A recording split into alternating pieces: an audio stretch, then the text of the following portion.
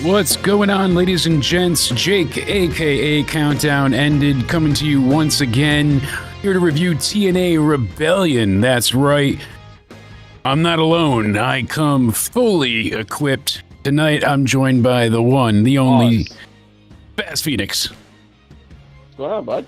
And Cody is in the house as well. How you doing, my friend? Doing good. Looking forward to reviewing what I saw of the show because, links. Well, I watched it from TNA itself. And yeah, your app just crashed. Let's go. Yeah, that's what happened. Yeah. Sure. Oh, the TNA Plus was glitching like a mofo tonight. I'm not gonna lie. Yeah, it was bad. It was on TNA ends and TNA's end itself, I think, because the show was in pieces at times. I got kicked out of the app a bunch. Even when I checked like streaming links, when the app was failing, the streaming links were down too. So I was like, I could barely get through any match. So I don't know what happened to most of the matches, but I'm here for the fuck of it. That's right. I told you, still joined. We'll go through it all. And you and I went ahead. We talked a lot before. Tired and I got to work tomorrow, so it's not gonna. I'm not gonna be here forever. But there's a couple of fun. I don't. We're keeping you here. We're making you stay forever, because not only did you miss out before when we went ahead and we put out a great video, I want to say, Cody and I went ahead and we talked about Guilty or Guilt-Free, new series coming. That's right. Today is the debut episode, and we went ahead and talked about The Rock. Is he guilty for ruining WrestleMania 41? We brought out the old evidence board and we discussed everything that happened pretty much throughout all of 2024 and then some. So you're not going to want to miss it. Make sure you go ahead and check that out, our full evidence board of everything that The Rock did. You're not going to want to miss it. But tonight we're talking everything TNA and, funny enough, NXT. The one time that TNA could have went ahead and made a gigantic promise of a huge debut that the fans would not have rejected, and they did not say a goddamn word. There was no advertisement whatsoever that Indy Hartwell is now in TNA, Indie Wrestling, back under the WWE banner.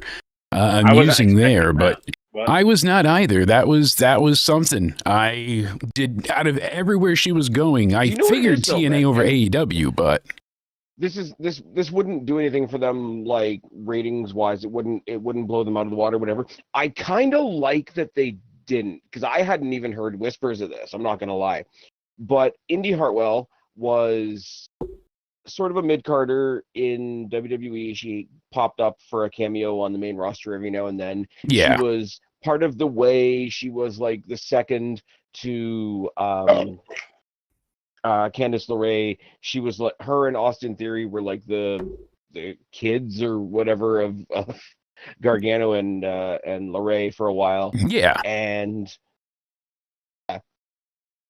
friggin' from when they were the way, yes, they had Austin Theory in there as well. He was under the tutelage of Indy Hartwell and Candice LeRae. That was fun.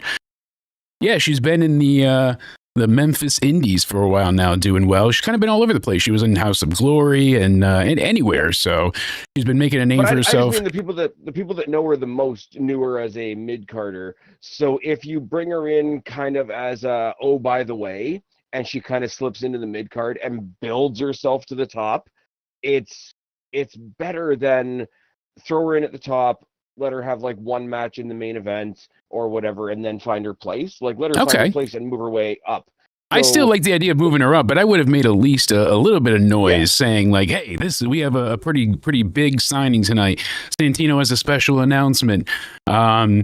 Miss NXT Ariana is going to come in the ring and make a big deal out of something, but I don't know. HGH, House of Glory Holes. I love it, Pico. I wouldn't do that in that case, because like she was let go from WWE. So it's not NXT is giving you a transfer or a trade. Yeah. Like, she is somebody that was on the outside and has come back. So in that case, I would say don't treat her like a property that's just been shifted from NXT to TNA. I think there'd be something a little disingenuous about that. I mean more of just making like a bit of a bigger deal out of it, less than a transfer, but more just like, hey, this is who we've got. I understand not wanting to put too much emphasis on it, like you said, where it puts an albatross around her neck. So thankfully, that's not the case we're at. But the fans were very happy. And I will say this was a Hardy crowd. They were there to see the Hardy Boys, and the Hardys did not disappoint. The ending might have disappointed, but Matt and Jeff were... They were killing it. The end of that tag team match took the wind out of the sails of the crowd for sure. And a bit of a botch there. That kind of was the theme of the night. There were a lot of issues, I want to say. I mean, for the most part, things were okay. But the first few matches kind of left a good bit to be desired. It wasn't until we got to that 6-man tag with the Rascals that things started to become a bit more exciting. It was fun to hear commentary try to put over Sean Waltman while essentially burying him at the same time, because there's interference on the outside, and they're like, that's what Sean's here to prevent. While it's happening, like you see Moose strangling Ace with a... in the commentary is like, he's here to stop that. That's what he's here for. But yeah, Jeff kills everyone. He comes down with his whole body weight. You just see him crush whoever's underneath him. Poor Ryan and Nick took a hell of it. The Jeff Hardy thing, right? I just want to say this because I'm going to forget it. Because I was listening on, as always, go check out our friends over at the Wrestling for Life Network. They do their live watch-along stuff. They're really awesome. A lot of people in their chat and a lot of people on Twitter as well is like, oh, well, it's kind of disappointing now when Jeff goes up and just does a splash. First of all, he's been doing it forever. The guy's fucking broken. Second of all, you go do it. He's literally broken, yes. Yes. No, he's literally broken. And what's going on to everybody in the chat? We got Byron in there, Pico, of course, Liz, Ryan the heel. I know we got Paul hanging in there somewhere. Shout out to Knifey Buckeye and everybody else hanging out with us. We appreciate the support. And everybody watching over on Rumble, too. Make sure you hit that follow and like button. But if you're not subscribed, please go ahead and do so, because we're going to have more content throughout the week. We'll have our NXT review this Tuesday with Into Somewhere Weekly, where we break down Raw, SmackDown, everything that's going on in the week and what's to come. But for right now, we're going to start off right at the top. The pre-show was okay. It was nothing to write home about. I mean, it was what it was. They had Zaya Brookside, Li Ying Lee, and Rosemary taking on Fatal Influence. I didn't watch anything of the pre-show, so it was really fun, solid, disposable. What a pre-show is supposed to be. Sorry to put such a blunt head on it, but I mean, I'm invested in the girls in Fatal Influence. I really like Rosemary. Zaya Brookside is one of the does what she does. It was a fun match, and it was one of those, like, you don't need to think about it as soon as it's over. I was looking at it from the perspective of there's a lot of NXT participation on this show, and we've got one up on the board. Yeah, absolutely. So, like, where is this going? The open challenge, I don't want to cast any dispersions on anybody. I don't know much about New Japan. You and I have talked about it in the past. I know bits and pieces about the Mighty Don't Kneel faction. I don't know this guy that answered Elijah's open challenge. It was a fun enough match. It was fun. For Elijah. Yeah, Fatal Influence wins the match before. It was basically where Rosemary kind of got some interference on her own team. JC kind of throws Zaya into Rosemary. She falls off the apron, and then she looks down and sees the brass knuckles. She's not pleased. So it's about the after the match angle more than the match itself. Fatal Influence comes in. They look strong. And as you said, Shane Haste is not someone I'm overly familiar with either. The crowd didn't know who the hell he was. That was a very flat reaction, unfortunately. But I see why they did this on the pre-show. Because had they brought him in, it was a good way to showcase somebody. And I think the crowd had higher expectations, but the pre-show crowd knew to temper theirs. Because hey, it's just it's on the pre-show, exactly. So I want to sort of double down. Like I kind of threw it in your direction because I thought you might know more about him than me. Unfortunately, not the one time I don't. I didn't dislike the match. I thought it was a really solid match. I just struggled from the beginning because lack of investment it puts me in a position of, okay, there's only one guy I know, I'll automatically back him Yeah. from a just from a familiarity stance, not necessarily an I want you to win stance. And it's like I've got like 0.5 investment instead of 1 investment, if that Yeah. makes sense. No, absolutely. I get that that. aside, like that's something you get over the course of the match if the person that you're watching is good. And the match was solid. As soon as it wasn't a huge surprise, it kind of swung it in the direction of, hey, well, Elijah's gonna win. Yeah. We were thinking this was gonna be a much bigger thing when we did the preview prediction pod over on my side. I don't think we knew at the time that this was on the kickoff. No, we did not. So we were kind of shooting high, as so was most of the crowd. It was what it was. Elijah is extremely over. We were hoping for something big. I mean, because it seemed like, hey, what are the storylines? Who could come over and do something in like a squash sensation that's been to TNA or was in TNA?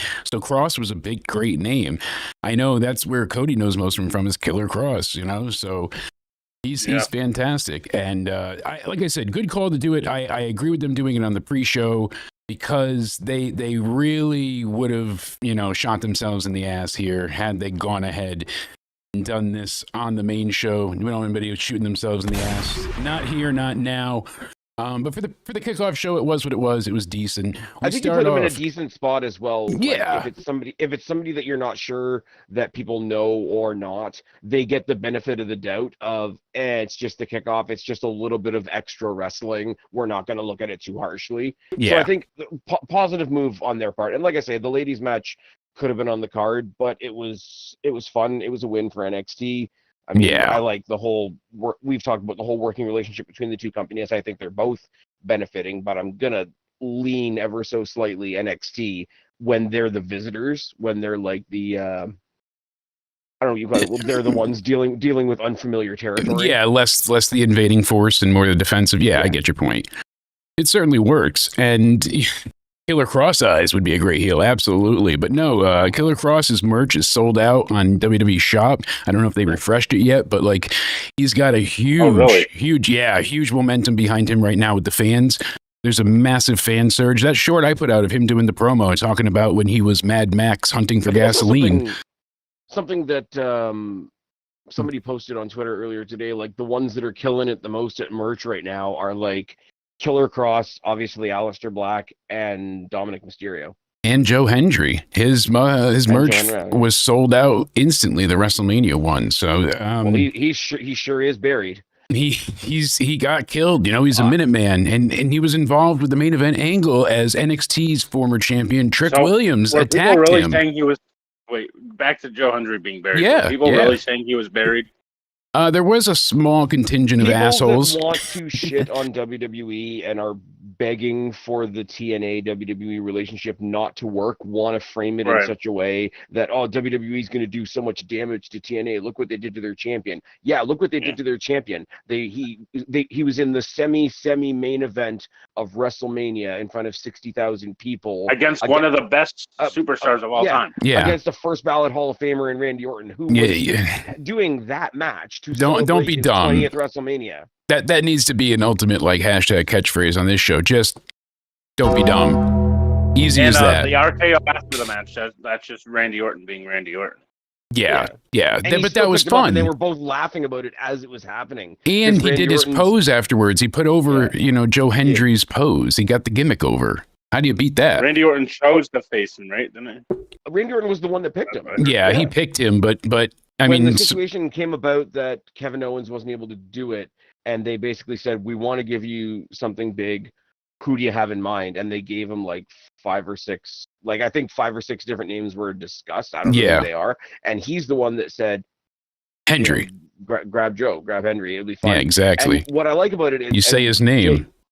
Jake, you and I talked about this quite a bit, but like, absolutely, there's no heat in the match because there's no heat between the two guys. They went out there, they had fun. Even when Randy Orton was taking the piss with the second RKO after the match, they were both cracking up. Orton exactly. It wasn't to have heat. It wasn't a story. It was just a moment, a WrestleMania moment. Just like when Cena faced Undertaker, just like, and it was that quick squash. It was just to have the face-off and the entrance more than anything. You got 60,000+ fans believing. Please name me somebody, I mean, other than ex-WWE people that have already been at WrestleMania, but name anybody else on the AEW roster that if they were allowed wouldn't have picked up that phone call. Oh, absolutely. Of course. Everybody wants that spot in WrestleMania. You're not being buried. You're being presented to a gigantic audience, to a global sensation. I dare say even Kenny Omega would answer that call. Oh, absolutely. Well, he definitely would. And Kenny Omega eating an RKO. I don't hate Kenny Omega, but like, I don't know if it's true exactly, but I heard Kenny though is kind of done with AEW, sick of it in a way, but I don't know. Some of his comments tend to lean that way. Yeah, I mean, he put over Roman Reigns again still. There's something to be said.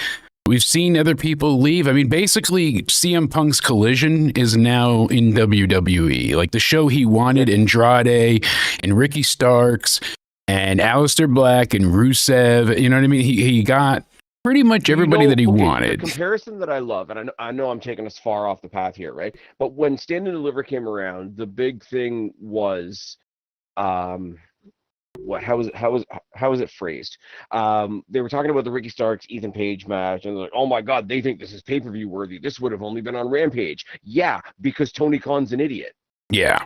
How did you feel about Tessa Blanchard tapping tonight? That's what I want to know. Hold. I just want to finish the other end of my point. Okay. Just last week. There's more. They had the Revival versus the what do you call it? Undisputed Era, whatever they are now. Yeah.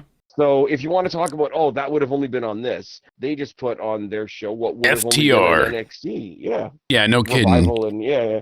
So it's just like, comparison is the thief of joy. You're just upset that the wave has now waved the other way. When the wave was going that way, it's fine. Now they're not getting any momentum. Yeah. And it's amazing to me how many people suck now. Like Ricky Stark sucks now. Penta and Phoenix suck now. The other two I forgot to mention. Yes, her as well. But sucks now.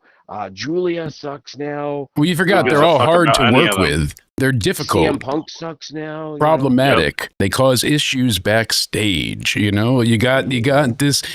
But I'm still riding high from the one, the only Trick Williams going ahead and walking out with that, holding that TNA championship. Looked good on him. I'm not going to argue that belt.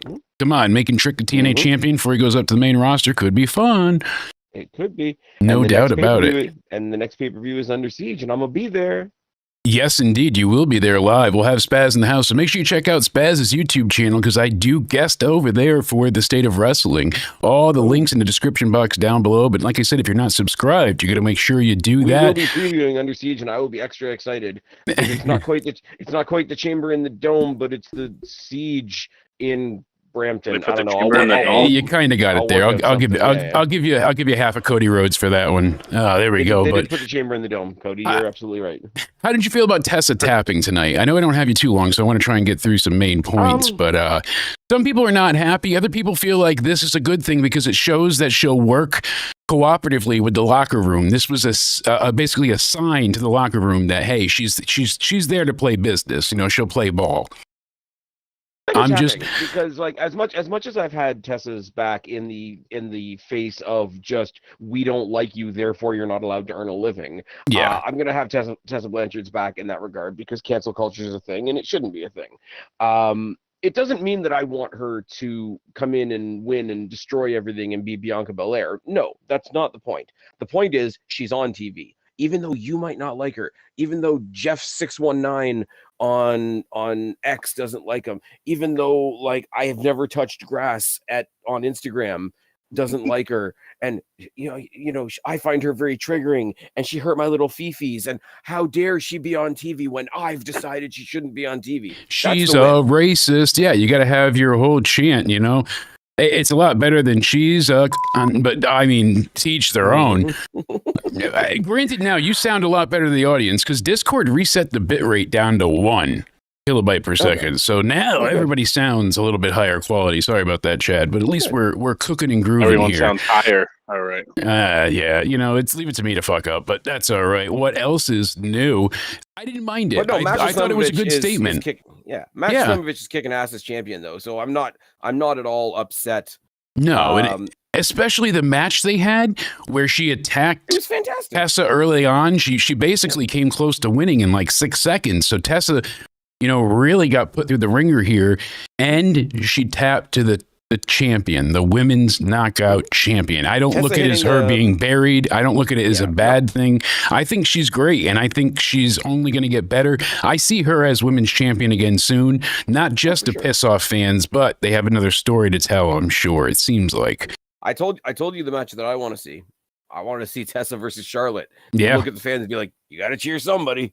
Well, it's funny that was rumored to be happening at the Evolution 2 pay-per-view that Cody and I are hoping to attend in person. So there's actually a few matches being thrown around as a WWE, NXT, TNA, and AAA show. They're going to have the women's division of all 4, apparently, from what we've heard reported so far. Nothing concrete yet.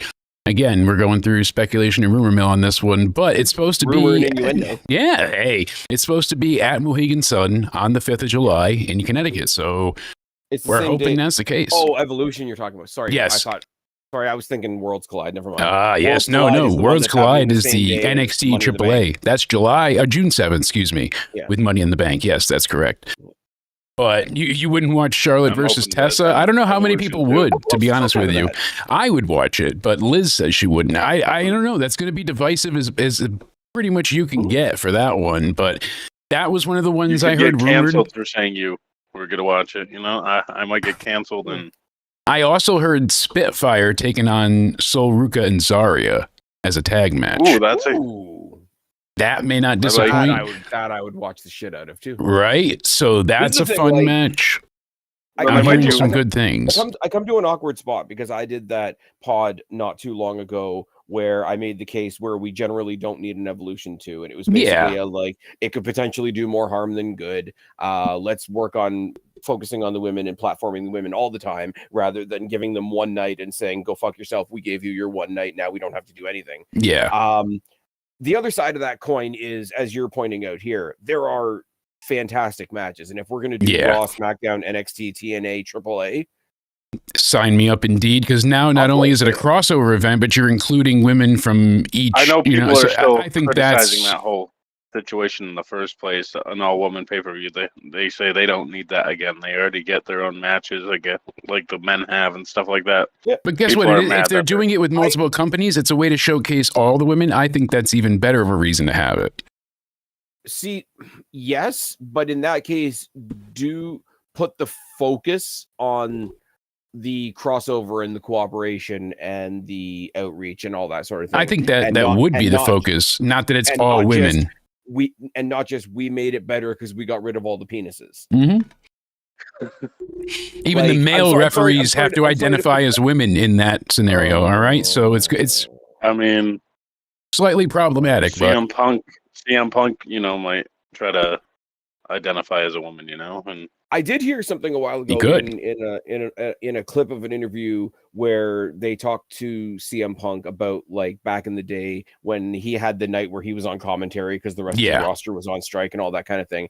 And they asked him if he'd like to do commentary again. And one of the first things he said was if they do Evolution 2, he'd like to do commentary for it, which would be awesome. Which is a pretty interesting shot in the arm for him because he's stuck up for a lot of, like, when he was in AEW, he was advocating a lot for people like Britt Baker. Now he's back in WWE. He's giving shout outs to Rhea Ripley all the time. He's working with the ladies down in NXT, even though that somehow makes him a pervert because people are weird. I know. But that was one of my favorite shout outs. That he's shouted out lately. Rhea Ripley, I know Roxanne Perez, Cora Jade. He said Liv Morgan's his MVP. Of course, and I mean, who else was there? There was one else. But it means more coming from him. Absolutely. Like when Seth came out and interrupted him and he's yelling into the mic, why can't it be Rhea Ripley? It's funny, but it's also putting her over. And Punk's great. He's always platformed women and to look at his wife, obviously. She was a pioneer as well for the most part. He works with the most. Cora, Roxanne, Liv, and Rhea. I know those are the main four. AJ Lee wanted to be taken serious when everybody else wanted to be a diva, and that was the problem. If she was able to transplant herself into now, and if we get Paige back, I'm sorry, I know Paige was on the latter half of AJ's career because AJ was close to done when Paige started to really I just mean when debut they and the whole anti-diva thing. Yeah, at 32. And it that promo from AJ Lee from the anti-diva thing was. Oh yeah, basically, like, I don't want to say this just because they're married, but it was like her version of the pipe bomb. Yeah, exactly. Talent is not sexually transmitted. And if you go back and compare their promos, they kind of talk very similar. They fuck very similar? I think so too. Yeah, they do that as well. I mean, yeah. You hear what we're getting tomorrow night on Raw, by the way. What are we getting? Roxanne versus Rhea. We are. That's right. I cannot wait. Going to be an amazing match. We'll be reviewing Raw and discussing NXT as well live this Tuesday and into Somewhere Weekly. So make sure you're subscribed. Check that out. Rhea's taking some time off, by the way. I don't know if that's. I don't know. Supposedly, the rumor that's going around is this little alliance between Roxanne Perez and Julia that started last week is going to facilitate Rhea taking some time off. I've heard that as well, that they're going to be they're going to attack her, and this is going to be Julia's slow ascension to the main roster as well. So she's going to be doing dual service. So interesting. Yeah. Along with whoever else decides to not be called up fully. Clearly, there's going to be some shenanigans or some interference, but before that, I do want to see them do what WWE's been better at recently, is like give us the match and then just give us the fuck finish. Don't make the whole match full of fuckery, because then there's nothing to it. A little bit of David and Goliath, where David is the heel, because that's always an interesting. It's always interesting. Yeah, no kidding, but it does work. With the Ash and Heather by Elegance match, while we're speaking of the women, I wish that was better. That was a letdown. But again, to my point, I mean, I get it, because to add to the Elegance brand at the end, they have Maggie Lee basically holding Ash so she doesn't get taken out in the big superplex in the corner. But the end was crap. Yeah, I didn't like it at all. But pretty much the whole match, though, I didn't think was great. The only decent part was who was it? Lash Legend throwing. Who'd she throw onto everybody? She threw Ash. No. First she pressed Ash and then threw her over, and then she had Lash Jakara stood on Lash's shoulders, and then she did the big jump down to the pile. And Jackson almost missed, if you noticed. Like she jumped a little short, and when Jakara landed, she almost took herself out bad. That made me nervous, but it was a cool spot. It wasn't a perfect match. But it was not. It left a lot to be desired. There's a lot of things in this match that are going to carry it. For me, there's a lot of characters in this match that I like. I like the members of Chemical X, even though Shotzi's not there, which is unfortunate. Yeah. I like Spitfire. Jody Thread in particular, I've had a chance to see in person a lot. Destiny, check it off your Spaz Phoenix bucket list. It's fine.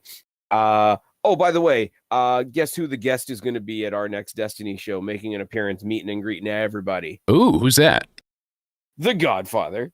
That's awesome. He's a hell of a person to meet. Papa Shango himself and the Good Father. Well, that'd be a hell of a thing. Jake, we've done this before. If I want to shoot my shot and try to get more people to come out to Mississauga to a Destiny show, if you're in the GTA, our champion is Dijak. Yes.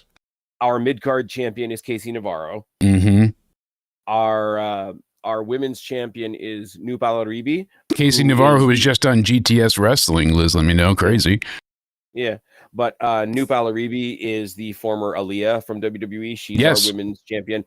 And our tag team champions are... with the worst name change ever. Luchador. It's her real name. I know. Still, get a new one. It's impossible to remember. Our tag team champions are giant Dr. Frankenstein themed luchadors. Yeah. Hey, it makes me excited. That's all you need for me to go ahead and want to tune in. You're coming to Brampton, eh? I'm going to be making the trek. I'll just be walking. No, Ash and Heather by Elegance, when you look at, especially in a WrestleMania week vacuum, think about the 3 tag team matches we got this week. All 3 featured Liv Morgan and Raquel Rodriguez, but we had 2 different sets of competitors. We had Gigi and Tatum on NXT, and then we got to see Lyra and Becky Lynch face them twice. All 3 of those matches were fucking excellent. And I mean absolutely excellent. May not have loved the conclusion at times, and then they got the titles back, and then they successfully defended them. Hey, all's right in the world. But the 3 matches, even with Liv losing at Mania, still really damn good. Becky, it's insane. Took what, one I'll bump? always Lyra time to put bumped over like a Morgan. crazy person. Absolutely. So when you get to this match with 4 teams, and we just saw a quarter of the team put on an amazing match on NXT, I had high hopes, and this one really let me down. And after the Ultimate X match, which we'll get into the nitty gritty shortly, folks, I'll break it all down for you. I would love to see Liv and Raquel face some of those women. I would love to see that. That's where Evolution really could come in strong, because you could do champion versus champion. And do Ash and Heather, but I hope somebody else has some by then. Would be a lot of fun. That would be versus Spitfire, yeah. I still like Spitfire, Zol, and Zolruka, whatever you want to call it. Yes. But with her being North American Spitfire, champion, that's less and less possible, surely. With Spitfire, the one that gets more attention, I think, is Jody Threat. I think she's a little bit better known, and I've seen her a lot more, obviously, because she's from Toronto. But Dani Luna is solid. She's not as bombastic and high flying, and she doesn't have as many spots, but as far as putting a match together, Dani Luna is just a solid person to have in the match, and she ain't hard to look at. Let's be real for a second. Yeah, I'll do something tricky for a thickie. No doubt about it. That's all I got the I love you sign, but just go with it. Keyboard. Better than putting out all the bananas, giggity. So, chat. Speaking of signs. Yes. Speaking of signs, did you see the sign in the audience that they kept on cutting to for long periods of time that said Joe Hendry should be John Cena's last match? Yes. Love that sign. They are going to have Joe Hendry face John Cena at some point. He had an amazing week. He got himself over. I'm curious what the chat's favorite match was. I'm almost positive everybody loved the Hardy Boys, but chat, let me know. What was your favorite match or moment of the night? What did you like the most? What did you like the least, actually? Let us know in the chat. Moose opened up. He took on El Hingo del Vikingo. That's how I say it. Versus Leon Slater, Matt Cardona, Casey Navarro, and Sydney Akeem in an Ultimate X match for the X Division title. And this was Moose's 171st day as champion. Nice. And it's the 53rd Ultimate X match in history. So all 6 entrants were competing in their first Ultimate X match. And they really played up, Moose is afraid of heights. Love that angle. I love them playing that off. I love the big scary guy that's got an Achilles heel, like a psychological Achilles heel. They did the typical, I'll get my manager to get it for me. Yes. Thing. Francis got involved in Alicia, and yeah. Basically, you knew once he sat on commentary, you knew he wasn't going to stay there long. Well, maybe currently he might, because who else is doing choke slams? Hendry's doing the ovation. We got in some "This is awesome" chants. Granted, I thought the crowd was being very generous. It was just a few dives to the outside by Leon and Vikingo, and I think Akeem as well. Moose did a huge power bomb basically from the ring onto everybody else on the outside. He just kind of lunged Akeem onto everybody. That was cool. That deserved a "This is awesome" chant. But Cardona was kind of a non-factor in this match for quite a while. I really thought he would play up more. He hits whatever he calls a zigzag now. I always forget it. But Zack Ryder's dead. Vikingo hit a really cool, he hit a massive destroyer on Slater from the apron. That was cool. And basically it all built up to Slater climbing to the top of the cable side of the Ultimate X pole and doing a swanton essentially off of it. And Christ, 450. Yes, yeah. Swanton 450, and goddamn, did he land hard. They barely caught him. He landed so flat and just stiff onto that mat. I don't know how he knocked the wind out of himself. I don't know how he didn't. He must have, but he managed to climb back into the ring. He climbs back up, gets across the table, unhooks the belt. And that's when they're like, Slater's feet has to touch the ground. He's got to touch the mat while holding the belt. And as he drops down, his feet hit the mat, but then Moose spears the shit out of him. Had they pulled this off, it would have been one of the most incredible finishes. But they didn't. And he won. His feet touched the goddamn ground.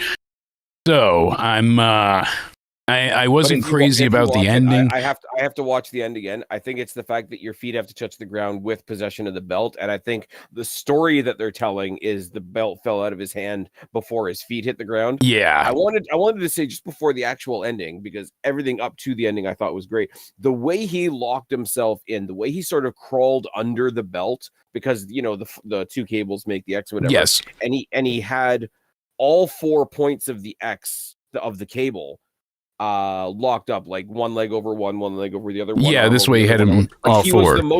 He was the most secure person that's ever been up there. Yes. He was basically hugging the belt, and he had the belt between him and the cables before he even undid it. Yeah. But when they did the announcement at the beginning and the announcer hit hard on that with both feet touching the ground, it's like, okay, clearly they're reminding you of the rule because they're gonna fuck with it. Yeah, Slater's like, I got kids, and you're like, wrong guy, and I'm like, oh shit.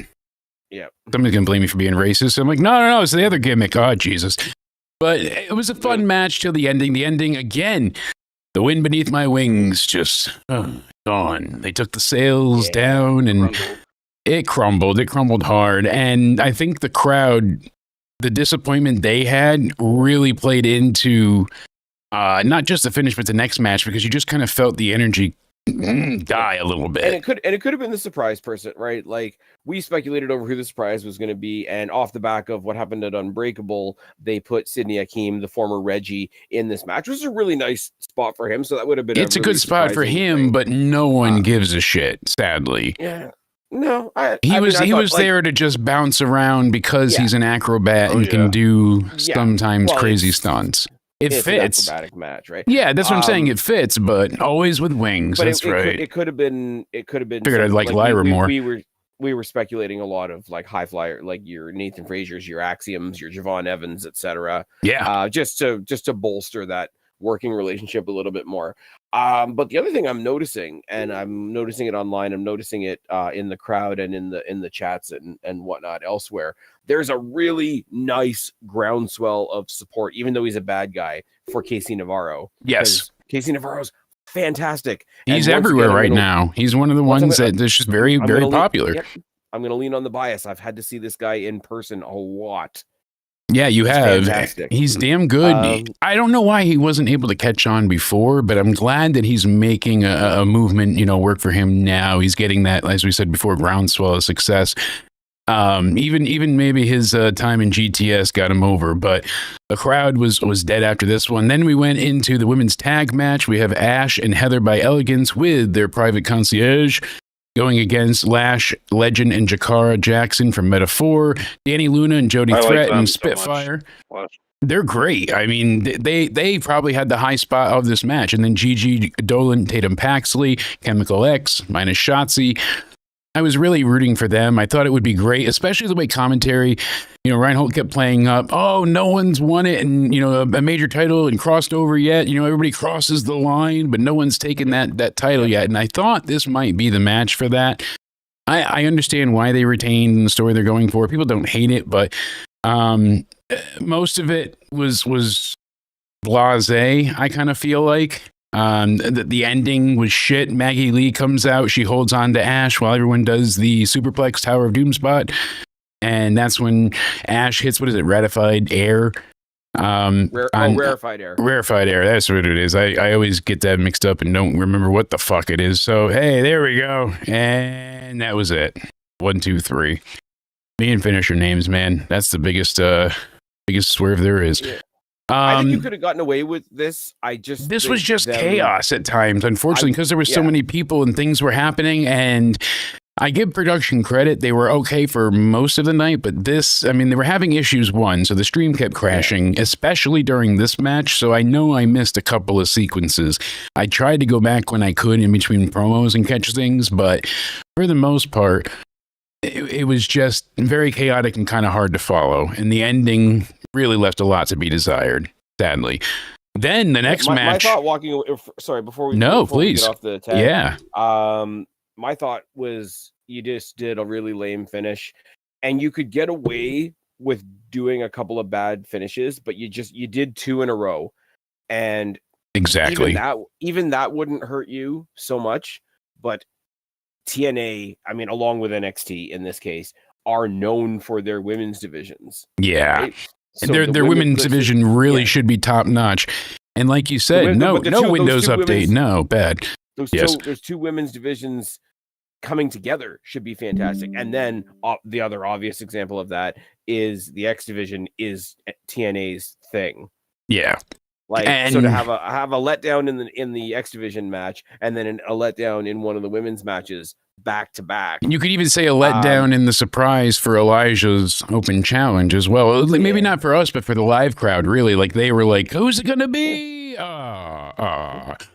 So you saw them actively like, this guy sucks. What is, and it's like, give him a chance, but they were not happy. Yeah, there's a whole give them a chance, but then there's the whole, okay, what did you guys expect? Yeah, exactly. I mean, then we got into, yes.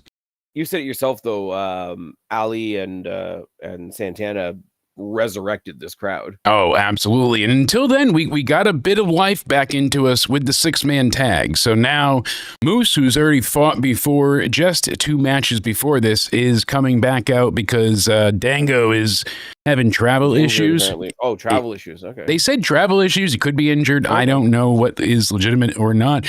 But what I will say is it worked with Moose being in this match. Since they could play up the factor of him already wrestling, him getting pinned in the end makes even more sense. It is still a great way to, put over Wentz, and he's owed a, title match anyways, a rematch. So I'm sure that's where they're going next. But Ace Austin, Trey Miguel, Zachary Wentz working together with X-Pac, Sean Waltman. This was great. He looked so alive and jubilant. The crowd. Stuff. DX stuff was very heavy. There was a lot of crotch chops. There was a lot of Bronco Busters. Coming out in the gear and everything. And Sean Waltman with his I'm definitely not X-Pac entrance. And I love how they say hi to Road Dogg, Brian James, and then they never mention Billy Gunn. Why is that? No. Why is that? I don't know. Is he still in the office filing paperwork? I'm not sure. But I did really enjoy this match. Paperwork that the Bucks shredded. He's got to file it all together. Goddamn shoe Is he still orders. playing with those scissors in his office or something? He might be. He's scissoring something. Oh God, where are the Gun Boys, anyways? So yeah, JDC is not out for this one. He missed the show. They said travel complications, but we went ahead and they just went all out like they always do. The Rascals hit a crazy double team move on Moose right away. Obviously, Trey Miguel follows up with the spiral tap. I thought that was it. At that point, when he hit the spiral tap, I didn't see Edwards coming to break it up, but the two of them did. Myers and Edwards get the break up, but that was a great near fall. Now the crowd is hyped. Alicia gets in the ring, and that's when Sean comes in, and it looks like she's gonna slap him. He stops her. She goes to move, and he gives her the fucking face buster. X-Factor. Boom, baby. Loved it. I know you love X-Factor, but you ain't gotta look at me like that. Oh, you gotta get Uncle Cracker back. I love how they just in good shape too, eh? They stole that whole Uncle Cracker song. The only thing they did for that entire theme was just put X-Factor over. That was it. They just took that song. You don't have to X-Factor. That was it. It was so fucking great. Yeah, the TPS reports. Where's my stapler? So, they all do the DX suck it after this. Apparently, the referee never saw any of this. It was one of those schmas. Let the crowd have. Fun match. This was for fun. Wasn't serious. But it has serious implications because, as I said, Moose goes for the spear on Wentz. I thought that was going to be it because they would still have the system win. But alas, he catches him and hits another X Factor of his own. And that was probably one of my favorite sequences of this whole night. That was great. So similar to the pedigree from the spear, but in shades of. Like, we got that the other day. Now we get this.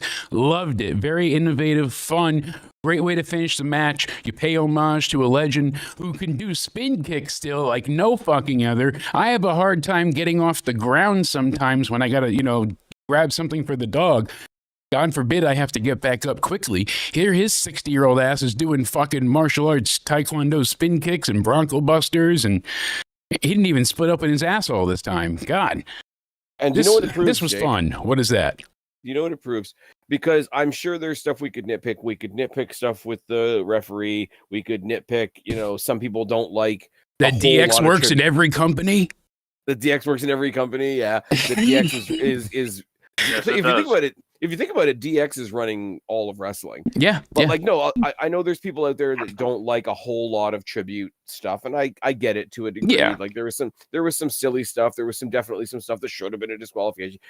You could nitpick the fuck out of this. Yeah. This match proves if it's fun, it doesn't matter. Exactly. If you can make the live crowd pop, they made them hot and heavy, baby. They were breathing heavy for this one. Think about this. That crowd got excited. Think about how much time I spend burying the system. Way more time than WWE spends burying Joe Hendry. Oh, absolutely. I can't stand the system. They're all three individual great wrestlers. They showed it in this match. I can't stand the system. This was the funnest match of the night. Yeah, it really was. It was so much fun. I loved it. I had a lot of fun.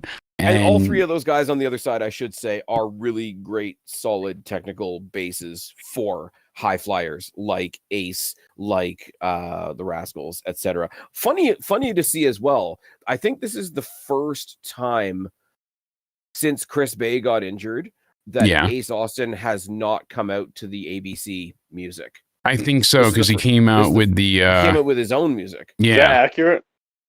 I think so. I think so. Because he's been using the ABC music. Obviously, he's been out there constantly with like the Chris Bay shirt on. And you may be right. I'm plugging I forgot what his old music sounded like, and I forgot how good his old music was. I like the ABC tag team entrance, but like his music, when he does the one-handed cartwheel with the cane, clearly like he's Gambit the same way Steve Macklin is the Punisher. It's fine. Yeah, exactly. But I forgot how cool his old entrance is. And as I say, don't hold me to it, everybody in the chat, whatever, because I could be wrong. And there might be some house show somewhere where he came out to, Who Wants to Boogie or something. But I think he's been using the tag team music more so to, like I say, obviously draw attention and traffic to the helpful efforts for Chris Bay, who walked out on stage at Unbreakable. Yeah, and Unbreakable, which I didn't get to cover with you, but it was a great show. They had the mixed tag match as well. This match was a show together to be part of WrestleMania week. Yeah, this match was fun from start to end, and Steve Macklin is where fun goes to die. So this match, bell to bell. It was boring as all hell. Sorry it was. I have a hard time getting into Steve Macklin ever. I know. He's the white Terminator and just bland as all hell. He takes so much punishment. Terminator is white. Yeah, well, I'm saying, the white meat Terminator. The baby white. You get my... Hey, don't argue with my bell. That white meat. That white meat Terminator. The vanilla Terminator. Exactly. That's what I was going for. Like, the blandest of the bland, the non-killer. He would walk up and just be like, you could hit him a lot. He's not going to do anything cool, though. You get it. So we got him and Eric Young. I agree to disagree. I can't argue totally against it, but I do enjoy what he does. The white Terminator. You absolutely get it. And you know what? Eric Young, I've never been crazy about. I don't dislike either, but his current gimmick being that he's crazy, he is crazy. He's legitimately crazy, and him trying to be crazy. He's a world-class maniac. It makes him very slow and plotting and menacing and killer-like, horror-esque. And that often leads to... I like the Macklin entrance, though, where Northern Armory had already come out with the masks, and then he came out with his own, painted like the Punisher, and smashed it. Yeah. Like, little tiny thing. Like, it not stuff but it that's works. Set the world on fire, but nice little touches. I was the man that hated Wonder Bread Steve Macklin. Yes, thank you, Pico. You get it. Macklin before, he's getting asked by Gia Miller repeatedly, "Are you okay?" And he's just catatonic, staring straight ahead. And then he smirked. Nobody smirked. He smirked. That was the long-term storytelling. That Still was more long-term storytelling. The gas, the drink, knocking him unconscious, all of that. The roofing led to him being okay because he's happy. He doesn't know what happened to him when he was roofied. He wouldn't be smiling then. There was more women featured on tonight's pay-per-view than you'll get in 6 months of Dynamite. Again, yeah, even if the tag match wasn't 16. great, it's far better than what we're getting elsewhere. They just keep 16. knocking it out of the park. I guess after not having any singles matches for a while, we had the first 3 matches. They were all multi-person affairs.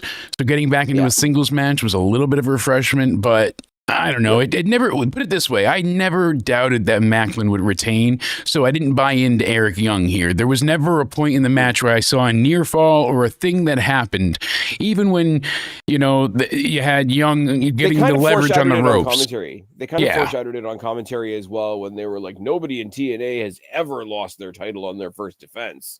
I'm like, exactly. Okay, why say that? Yeah, they had a few of those wonderful gems tonight where they just lay out such amazing, wonderful statements, and it's like, guys, really? And that doesn't put the edge like they think it does to Eric Young. It made it even more of a what? No. He say it with me now, group. Foregone conclusion. That's right. I got to get a button for that. I am working on the Jake bot, though, still. I'm going to have my AI reaction bot soon enough. It's coming along quite great. You guys are going to love it. You mean the Cody bot? No. This is even better. This is like Awesemo had sex with, remember Steve Urkel? When he made his own Urkel bot? If that Urkel bot had sex with Awesemo, that's the Jake bot. The Jake bot comes out. You're going to love it. Debuting soon. Cupcakes. It's taken a lot of programming, but... Oh, you're stealing my shtick.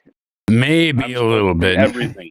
Well, I did copy one of your AI models to make this happen, but like I said, Wonder Bread Steve, fun goes to die. He's like an unsauced chicken wing. Absolutely. Cody being a model? So we get to Mike Santana and Mustafa Ali. Mustafa Ali had a great friggin' entrance here. He's got, everybody behind him, and he's got all of the Tulsa Dance Company, the Svetlana Dance Company. And I thought it was a really cool entrance for him. He's got the great Mike hands, Santana had a bunch Tasha of boxers Steeles. that I don't know with him. Yeah, he had people come out. All right. That's how I wrote it down too. My note says Santana plus random boxers. He had him coming to somewhere. You have to give that more context. That doesn't sound good out of context. Mike Santana and more boxers. I'm going to keep it. Excuse me. Nice. So we get into this match, and they start in the ring, surprisingly enough. Even with this storytelling of forcing people into relapse and fighting addiction, being able to persevere through torture and mental anguish and everything that once was your excuse to now drink with, you're turning against. And it's a great story. It's something relatable for a lot of people. They either know somebody that is an alcoholic or they have an issue with dependency themselves, and people can relate. Addiction is a horrible thing. Mustafa's a great heel, getting tons of great heat. They had an awesome match here. Santana. That's one match I actually got to see the full thing through. Me and you were texting throughout that whole match. Yes, this was great. Santana starts right off with a big springboard, but he misses and crashes and burns to the outside. Ali kind of just like, he kind of missed him, so Ali was just like playing it off as like nothing went wrong, and he's just like, hey, I just kind of popped right back up. Dive and ate shit on the steps. Yeah, and Ali just pops right back up like, oh, that was supposed to happen. It was like, he was like super smooth with it, but again, they did the sidestep, and then he crashed into the ring steps. Then that was good. They fought into the crowd, and they basically went up to like the top of a balcony, and then Ali climbs all the way up, and he's sitting down over the balcony. Meanwhile, the Secret Service come in, and then eventually the Great Hands. They're attacking Santana down in the lower area, and Ali does this crossbody dive onto the pile of bodies. So he dives on top of his own men. Yeah. Crazy, so I guess if that's going to help you out, we'll take it. So he dives on top of his own men, and I'm trying to go back and look. Commentary had a few amazing calls in this one again. They were good during that match. They were better here, honestly, but for most of them, it was like, like you said, they I don't know why he dove onto his own men, but hey, whatever, that's okay. So then from there, you were laughing well, he's a bad guy. He doesn't have friends. He doesn't care about anybody. It was just the fact that Santana got none of it, and he just landed on his own guys entirely. So that was Just ask Tasha Steeles how much he cares about his backup. They hit Santana. you know, with basically it looked like a backslide, but then he counters it and he ends up getting a Death Valley driver of basically Ali's on his shoulder, just a Death Valley driver onto the chairs that Ali set up. Holy shit, that had to hurt. That's a really ouch. Oh, sorry, forgot to mention. Shout out to Mike Santana's Bret Hart tribute gear. Oh yes, that as well. Good point to make there. I forgot all about that, but women wear pink and such. Yeah, finally they had a few sickening chair shots working their way back into the ring, and they seated the chair like pretty much against the apron at one point, and they hit him with a coast to coast. That was awesome. Shades of Shane McMahon. They had a few good near falls both on the floor while they were battling, and Hotch and Skyler basically return at one point, and they got Santana down on this table, and they're holding him down, and Ali's going to jump off the turnbuckle. He does a 450 splash. Now, I'm thinking the entire time, oh, Santana's going to fight back. He's going to get, nope, Ali, 450, all his weight, bam, goddamn, wow. He deserved that pain. The crowd was going nuts. I thought that might have been the finish, but no, he kicks out at 2. And now Santana's fighting off, the great hands, and they end up handcuffing him at this point. And basically, he ends up handcuffing both of them to the middle rope while they're in front of the ring steps. And he just basically, he finds a baseball bat wrapped in barbed wire under the ring. But I think he searched for it for about 2 hours, it felt like. Yeah. Did time not just cease to exist in that moment? He could not find this damn thing. And I know they needed it for the finish, but goddamn, was this a very TNA thing to happen. Not yet, Kratos. We've not talked about the TNA Knockouts match yet, so that's coming up. Basically, we saw them pull out another table, and the crowd was going nuts for that. Santana gets up and he gets put on top of the table, and then eventually Santana gets off. He cuts off Ali and he hits him with a big superplex through the table. That was great. That got a great near fall. He barely got the cover. You heard the fans chanting, "This is awesome." And that's when Ali goes over. He grabs the barbed wire baseball bat. Santana grabs Ali from the back, and Ali basically hits him over with it, and it gets stuck in his hair. He has to rip it to get it out. He falls backwards, and Ali's holding it up, and he's getting ready to just finish him off. Santana gets up. He's bleeding. He swings, but Santana stuffs it under his arm. He grabs him. He hits the spin, the block, gets the big lariat clothesline, gets the pin. An almost 20-minute match. Holy shit, this was brutal. They did a great Falls Count Anywhere match here. Finished it back in the ring like I like. So far, this was match of the night. Maybe overall. They had... One thing I love, and it's nothing against these guys, and it's not about this match, but it's one of those gotta love wrestling things. We can put each other through steel. We can put each other through tables. There was an odd toss into the timekeeper's area at one point. We can put your manager through a table. We can grate your face with barbed wire. But the thing that wins the match is a clothesline. And I'm not being derogatory. I fucking love wrestling. I just want to spin your block tonight. Yeah, we got to get into that. No biggie, you gonna get a big pop. No, all right, but I love this match, Cody. You loved it all the way through. I know. Oh yeah. Steels was fun. They had a great table spot that I wanted to bring up after the fact because it was a great moment, but Santana goes ahead and he picks her up on the apron and the table set up in front of him lengthwise, and he jumps through it in such a way that his ass breaks the table, and she never actually hits. She never touches the table. He puts her down so gently, completely protected her entirely, but it looked cool, and that's all that matters. But it did make me chuckle. Yes, and I was there for that, all right? Just like you saw the chamber in the dome. They put it in the dome. I was there when... They put the chamber in the dome? That's right. Put the chamber in the dome. When Bubba put Mae Young through that table in his trance. And same idea here. And then here. She went down on his dome. She did. Well, Moolah, she's all about the slobby knob, but I'll tell you what. Dudleys? She's 66 years old, somebody had said earlier. That's ridiculous if that's true. But whatever. Hey, go for it. All in all, I went ahead and they're talking about Barbara Crampton, by the way. You know, she's 66. If that's the case, she's one of the notary people being in attendance. Obviously, the Scream Queen herself. She was there. What did they have next? What was the next match? Well, yeah, the triple main event. Yes, we started now. That's correct. I kept thinking there was one more in between here. So yeah, no, I think they kind of used. It's kind of a bummer because I would have swapped out the tag match for this as far as what the 3 main events were. I'm going to give you guys my thoughts super quick, and then Spaz has to go to sleep. Yes, indeed, you have work, my friend. Happy for the Nemeths. I'm of all the bad finishes that we got tonight, I'm glad for the bad finish in this, because especially Ryan Nemeth is the guy that's going to give you a bullshit, like, slimy finish, whatever. Especially under the guise that he's only in TNA because his brother's here. Like, I appreciate that he's willing to even do that as a storyline. Like, that's really hard on some people's ego. Because it is true.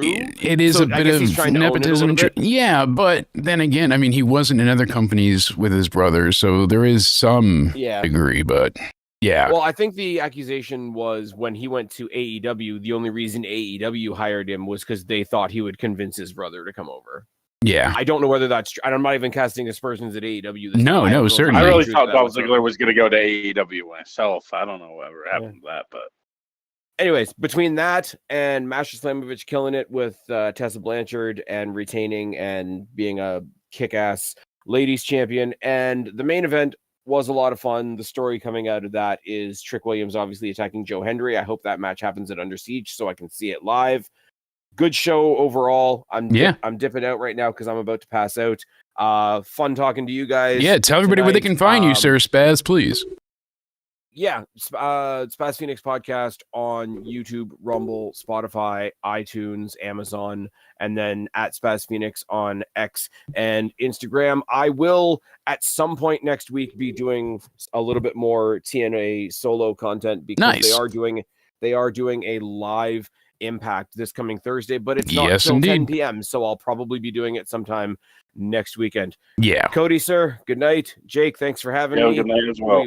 Thank you, sir, for being here. We appreciate it. Everybody in the chat, make sure you go ahead and subscribe to Spaz. Yeah, Cody really is Spaz. He's just using a voice changer, thankfully. But it works out for me. It's less of a tax break, and I only got to pay one of them. Get a bunch of employees. No tariffs. Good night. Fucking A right. So we went ahead and we head into the first of our triple main event. We've got Masha Slamovich taking on She's a Racist, Tessa Blanchard for the Knockouts Championship. The crowd gave her just shit through this entire match. Deserved or not, I feel like she's kind of proven herself to this extent. And I kind of wish they'd get past the She's a Racist stuff because you're chanting about stuff that's outside of this, but they're never going to forget. And fuck them.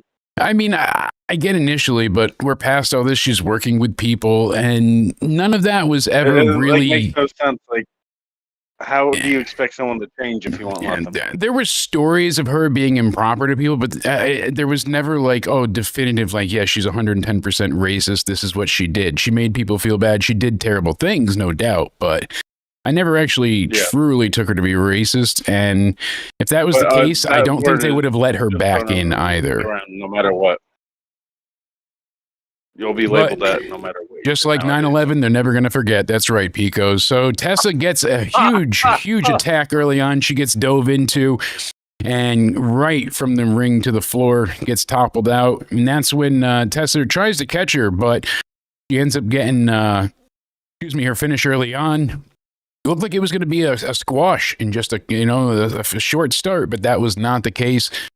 So Slamovich eventually, she gets her into the middle turnbuckle, and Tessa's just kind of just laid out, and you see Masha get her in the Magnum for a near fall. That was cool. She sets her up for the pile driver, but then she ends up getting out of it. Tessa hits a good backdrop, but Slamovich ends up basically getting out of that. She bounces her legs off the ropes and held on to Blanchard, and then she files through with the pile driver. Great spot. So basically an up and over and a reverse into a reversal. Incredible. Loved it. Then we saw a huge hammerlock DDT again from Tessa for another great near fall.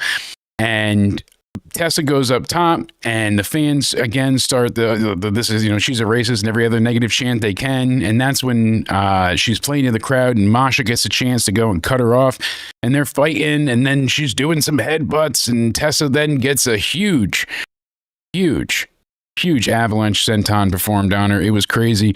Slamovich stands up and she just drills her with a knee strike to the head, and then she covers her. I thought right there that would have been it, but that was not the case. She immediately, right then and there, hits her with the armbar. Tessa should have tapped out a little bit later, maybe even passed out, but she taps pretty immediately here. And like I said, there's two camps. They either did it to punish her, some people are thinking, which I don't think is the case. I think it's more the case that, hey, they want to show that she can play ball. She's been given some big wins already, like over Jordan Grace when she was leaving. And I don't think this will be the only time we see her going for the title in the future. I think we're going to get a stipulation rematch from these two next. And it seems like, yeah, she definitely wants to be in the women's locker room and be included, be a team player.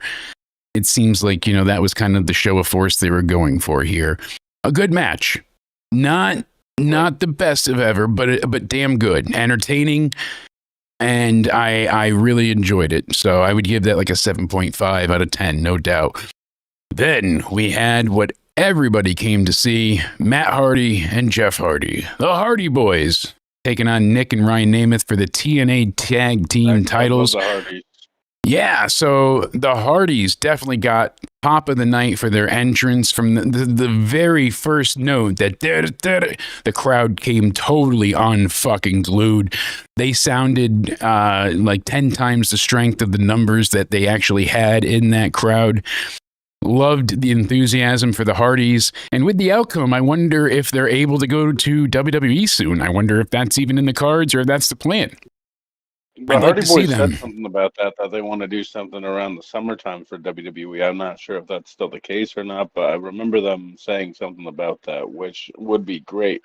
I agree. I would like to see them come back in the summertime and then get put into the Hall of Fame together. Will they be doing an NXT run? But I don't. I think they already did. Yeah, they were already in NXT for some of the things. Now I think if they come back to WWE, they're going straight to the main roster. The only reason they were in NXT was just because of the TNA crossover. So this was a well-wrestled match, believe it or not. And a lot of people are down in Ryan Nemeth, but Nick sells as well as anybody. He is damn impressive. And I liked hearing, Hannah Fan on commentary basically call Ryan his Nepo baby brother over and over.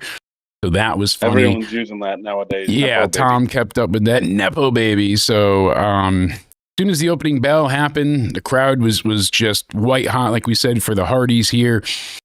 And they keep going over on commentary saying, well, Ryan's only here because of his brother, the Nepo baby brother, and justifiably so. And eventually it was kind of telling because Ryan was the one who won the match. They set this story up pretty damn perfectly. Even if you're not okay with the outcome, they made it so. They kept trying to tell you that, Ryan is the underdog. He's nothing without his brother. He shouldn't be here. He's not talented enough. He's not good enough. He can't do it. And lo and behold, he won it. Which made the outcome tolerable because... Yeah, absolutely.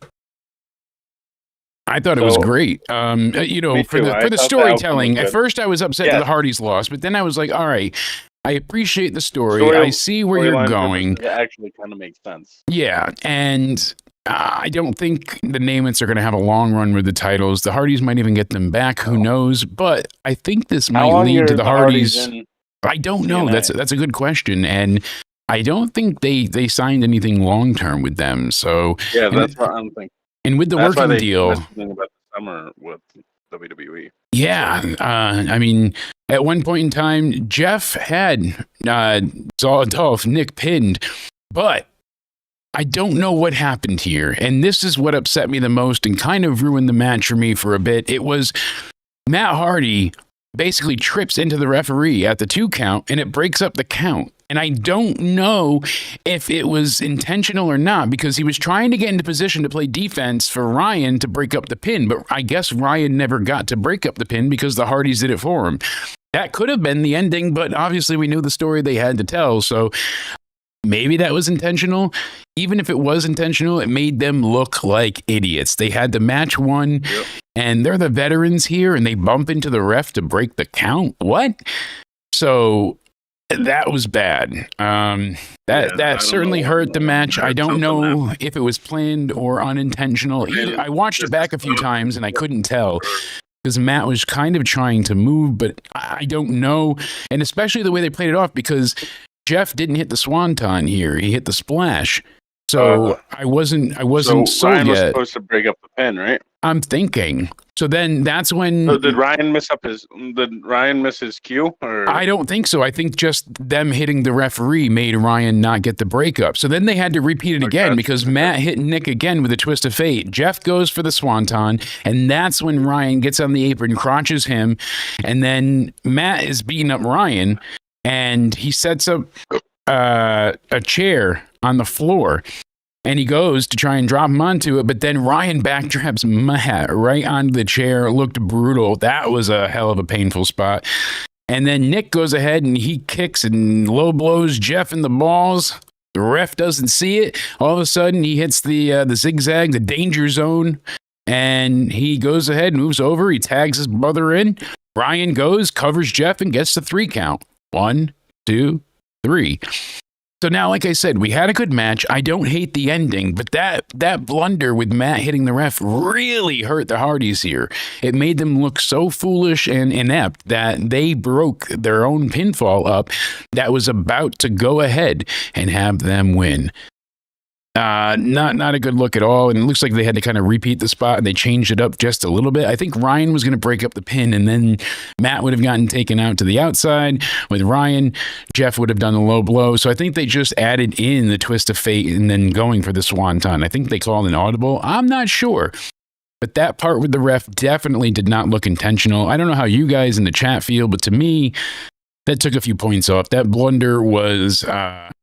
It was painful, but the fans were so into the Hardys that when they lost here, oh, it hurt. Oh, I mean, and it's going to be a ton of heat on Ryan, and I like that. You know, it's legitimate heel heat, not go away heat yet. So we got to see what happens. You know, we've got Under Siege coming up. Spaz will be there. That's Friday, May 23rd from Brampton, Ontario, not Toronto. Then we had Santino come out, and they basically gave their predictions for the match. We mentioned earlier that they announced the signing of Indy Hartwell. As always, I think that's a great signing. She was excellent in NXT, and then when she got to the main roster, she just never really got a chance to get her ability to be in a story that was competent enough for her to sink her teeth into. They had Indy Hartwell? Yeah. They tried to follow up with her. To the main roster, I don't know what happened to her wrestling, but it went on a decline for whatever reason for me. Maybe that was just me, but she wasn't clicking.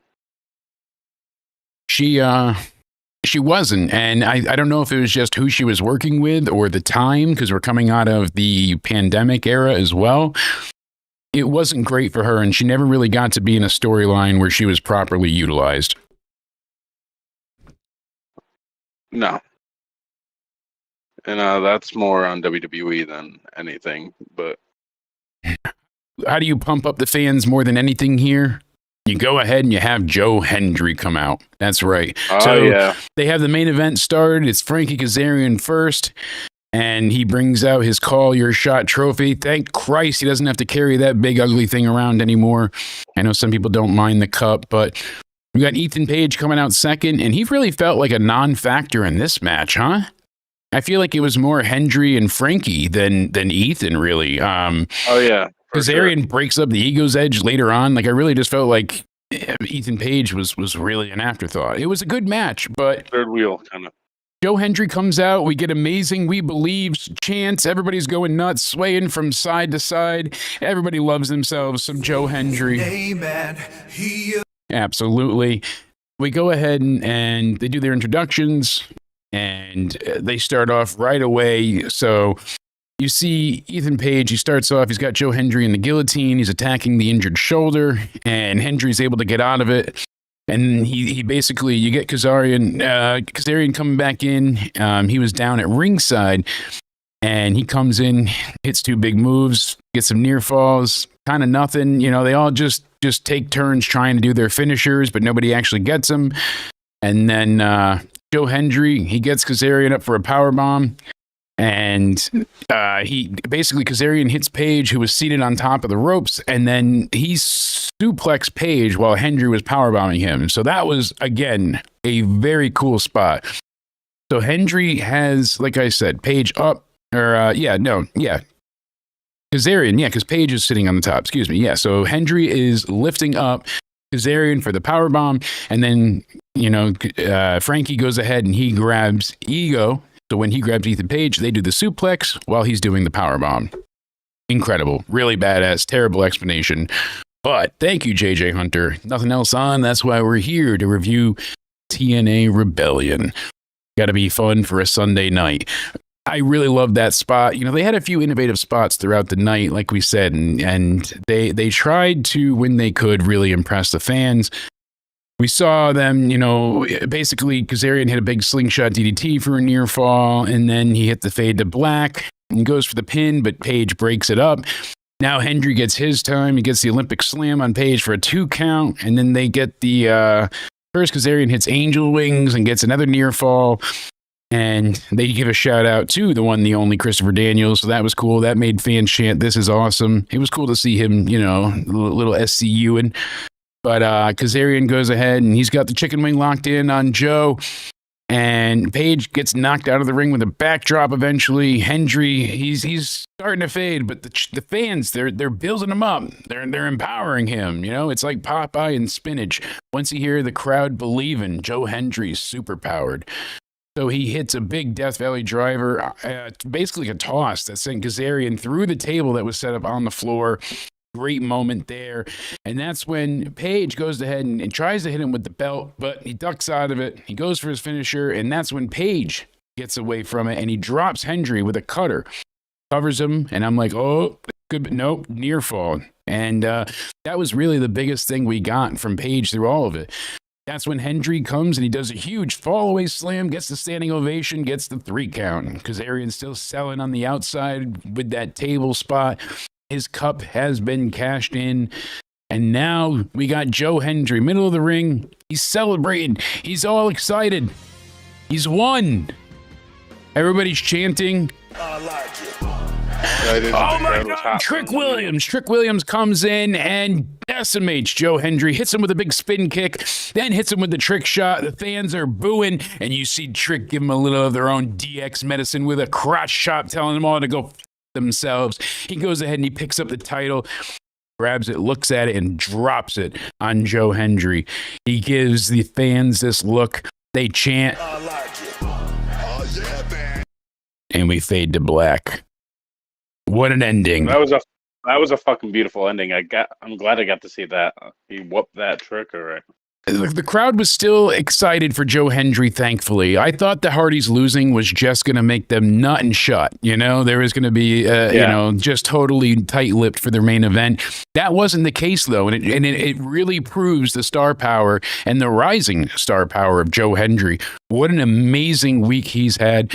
Hopefully he gets some time to rest and starts feeling a little bit better. Like him a lot more because remember, I've talked to you for a few months. I thought the guy was overhyped.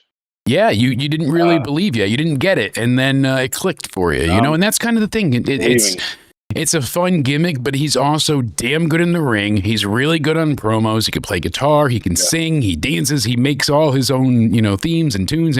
He's just extremely, he's extremely entertaining and very creative. Anytime he gets the chance, John Cena fucking loves the guy. Absolutely. He's talking good about him.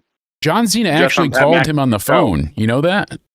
When he was a kid, Joe Hendry was 15 or 16 years old, and his friend had a birthday party, and they went to whatever, Scottish WWE show that was there, and he didn't get to go.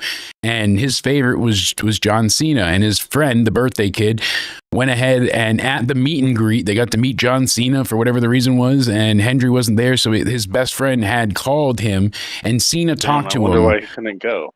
I don't remember the reason, but it sucked. He couldn't go. But Cena called him on the phone, and not just for a minute, like, "Hey, how are you, kid? I'm John Cena. Goodbye." I guess he talked to him for over like close to 15 minutes and gave him a ton of advice. That's the kind of guy Cena is. Yeah, and Cena he really is one of those. He made it memorable for Hendry, and I guess Hendry was just very smart, polite, and with it, and Cena really took to it, and it's this great memory. So now he's trying to manifest a match with Cena that I would love to see, especially heel Cena. You know, he was going for it when Cena was just retiring as a face. I don't try to call for matches. I just do what they give me. You know how much Cena praises him. Just on the Pat McAfee show the other day, you know Cena wants to work with him. Yeah, certainly. And, you know, you heard it then. Pat and everybody was putting over Joe, and Cena did as well. I'll say overall, this was a decently strong pay-per-view, maybe like a 7 out of 10, because the crowd was great. They were very hot until they gave them a reason not to be. That could have been better. But between the streaming issues, the opening first, I think 2 matches in the pre-show left a lot to be desired, and it really hurt the pacing for a bit. Some people thought the pacing was good. I thought it was a bit underwhelming. A lot of these matches, when we previewed it, seemed great on paper. And then the Ultimate X, besides Slater's big top rope moments, it all has to do with pacing, though, like for matches to click. Yeah, the women's tag. You know, like I said, Leon Slater was the highlight. Tag division in TNA. I want, as I said, I want Liv and Raquel based on those women's tag teams there. I think that'd be great. And they can always do it, you know, bringing them over to NXT or bringing them back to TNA. They can do it either which way now. Well, will they let Liv and Raquel go to TNA? I don't know. Maybe they're too mainstream for them, but I would like to hope so. Liv is for sure. I don't know. But that would be a great ratings boost, surely, you would have to think. Like I said, they had some high spots, but TNA was just it was pretty damn good tonight. Wasn't amazing, but it was damn good. It was worth watching. Like I said, the Ultimate X match. Like, you can't. I'm happy. I was entertained. The Ultimate X match was good. Had a few great high spots from Slater. He should have won, really. I mean, going back, it looks like he had control of the belt when he landed. I'm not an NFL referee. I just play one on TV, but we'll see. They could always go back and have him, you know, go ahead and have a right to the match. But also, you know, we have to see what they do later on because, you know, Zachary Wentz went ahead and pinned Moose as well. He's owed him a rematch, too. He never got one. So the women's tag match, that was a stinker, unfortunately. Just very hectic, too much going on.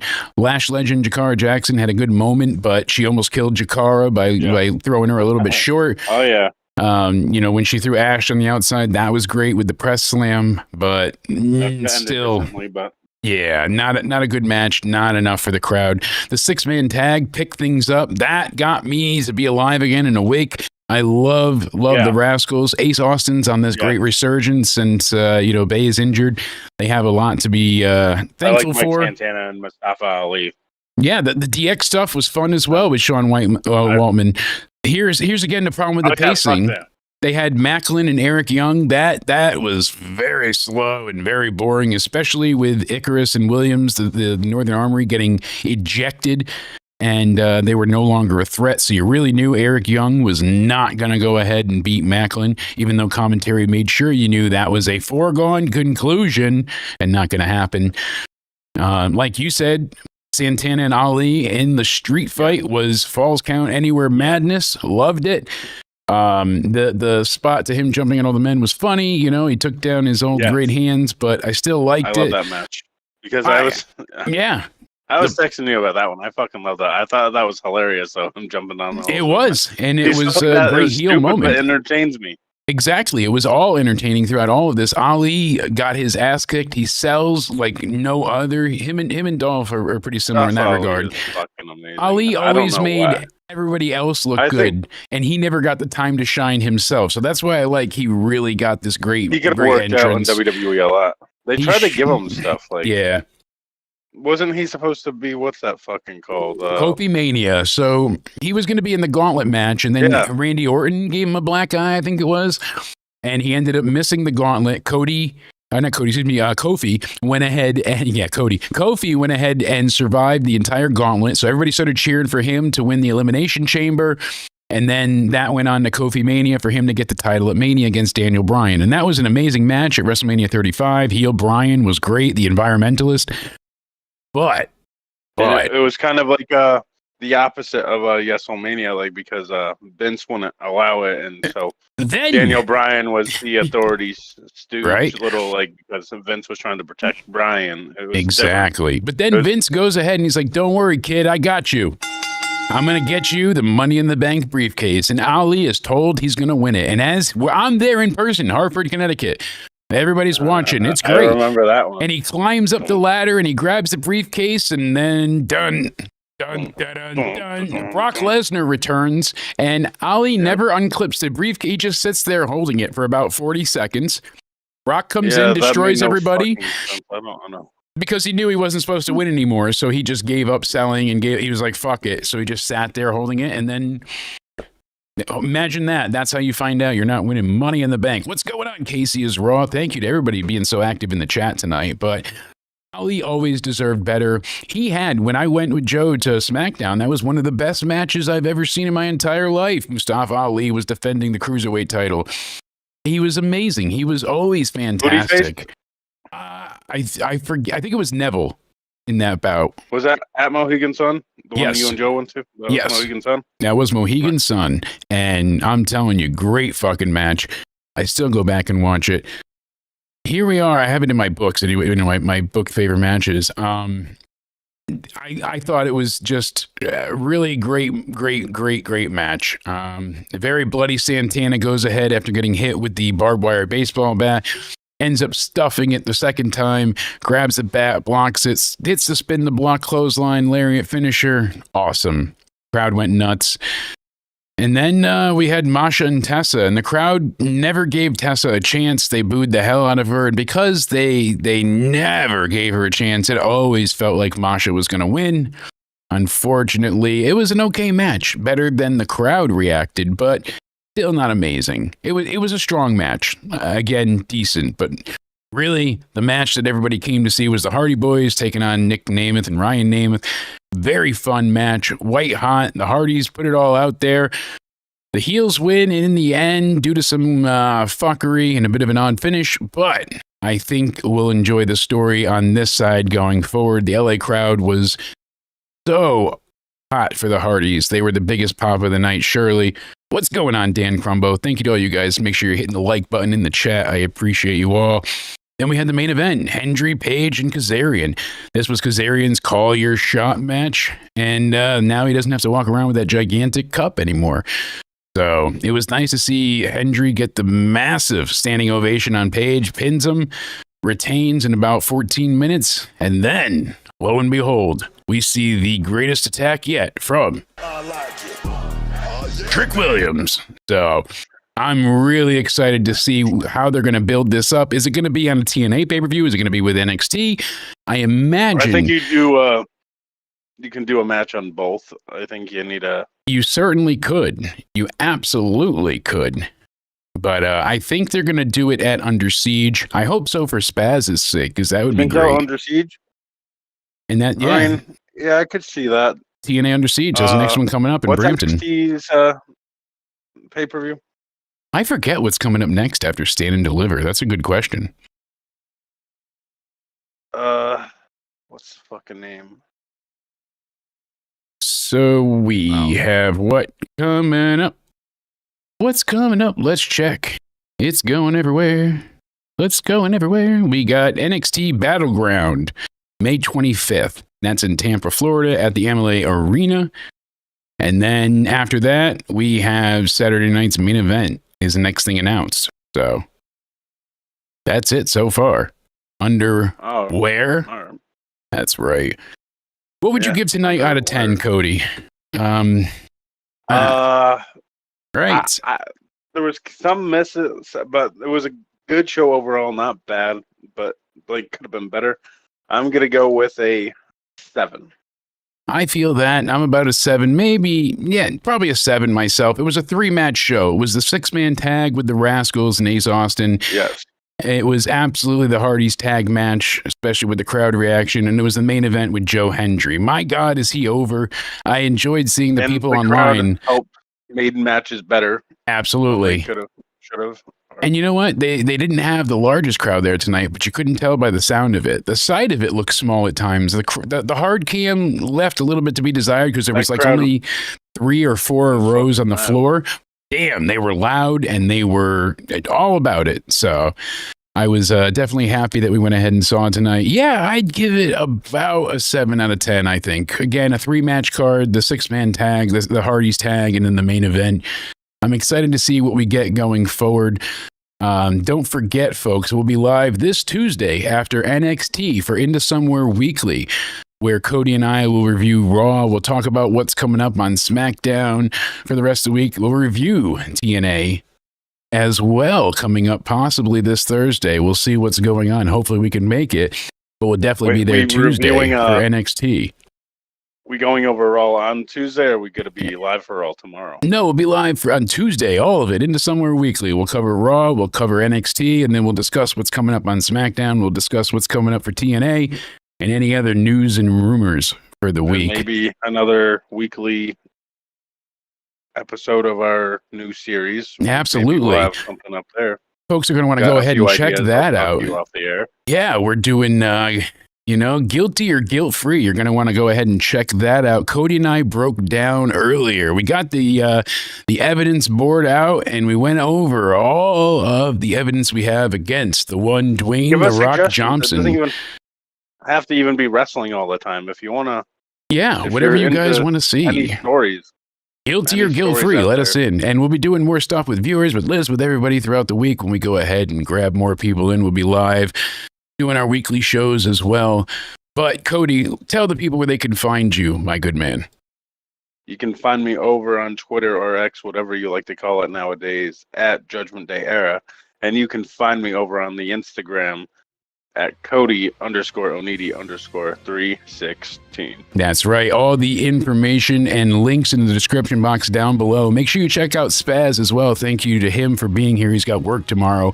But you can go ahead and check out his YouTube channel in the description box down below. I am a co-host over there on The State of Wrestling once a week, sometimes more. We break down everything of NXT, TNA, sometimes AEW, mostly WWE. Yes, and it's really talented because I'm actually both of them as well. So. That's right. You go ahead. I will send it to you again, Casey. I thought I sent it to you on Messenger, but we'll get that to you. We'll send out the Discord links as well, but you can find me as well. That's right here on YouTube. You can go ahead and subscribe, hit the like button, and comment. What was your favorite match, and what are you looking forward to this week? Let us know. You can also go ahead and follow me on Twitter at CountdownEnded. For those of you watching on Rumble, make sure you follow me there. Hit the like button, and thank you for doing so. You can find me on Instagram. I'm being more active there at CountdownEnded. And like I said, on Instagram or Twitter, my DMs are open. Go ahead, leave me a message anytime you want. I appreciate you guys being here. Thank you so much for hanging out. I hope you all have a great night.